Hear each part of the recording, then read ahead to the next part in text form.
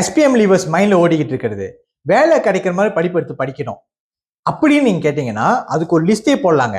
அந்த லிஸ்ட்ல இந்த துறை அடங்கியிருக்கு, logistic and supply chain management.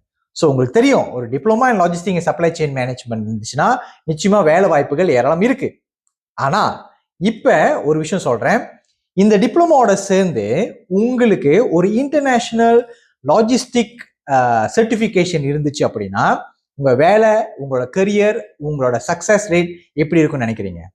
S, ஒரு இன்டர்நேஷனல் சர்டிஃபிகேஷன் இருந்துச்சுன்னா உங்க வேலை வாய்ப்பு மட்டும் உறுதி செய்யப்படாது, உங்களோட சம்பளம், அதுக்கப்புறம் உங்க கரியர் பாத், அதுக்கப்புறம் உங்க மேல் படிப்பு எல்லாமே ரொம்ப சீராக நடக்க போகுது.